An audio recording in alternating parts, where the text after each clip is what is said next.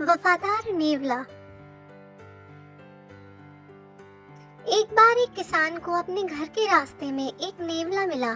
उसने सोचा कि वह उसके छोटे से बेटे के लिए एक अच्छा साथी होगा। वह उसे अपने साथ घर ले आया। किसान का छोटा बेटा और नेवला जल्द ही अच्छे दोस्त बन गए। वे खूब खेलते थे। हालांकि किसान की पत्नी को नेवला ज्यादा पसंद नहीं था।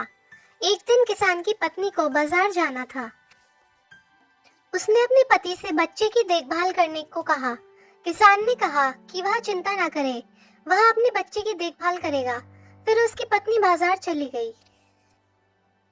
कुछ देर बाद किसान को एक साहूकार ने बुलाया। साहूकार किसान से अपना पैसा वापस चाहता था। किसान के पास अच्छी फसल थी और उसके पास वापस भुगतान करने के लिए पैसा तैयार था। बच्चा सो रहा था, इसलिए किसान ने अपने बच्चे की देखभाल के लिए नेवले को अपने बच्चे के पास छोड़ दिया और वहां से चला गया। कुछ देर बाद किसान की पत्नी फलों और सब्जियों की एक टोकरी लेकर घर वापस आई। उसने नेवले को घर के बाहर इंतजार करते देखा। उसने नेवले का चेहरा देखा और पाया कि कुछ गड़बड़ है।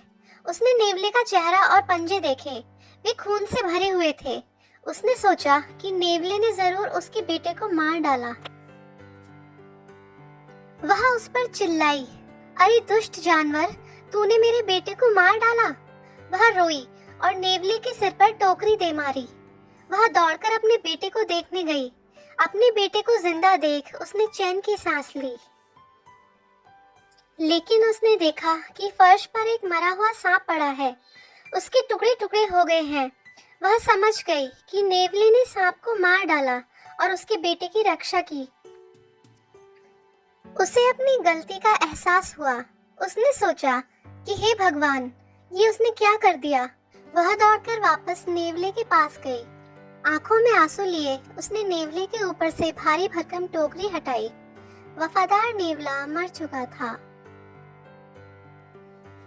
सीख, कुछ भी करने से पहले हमें पहले सोच लेना चाहिए।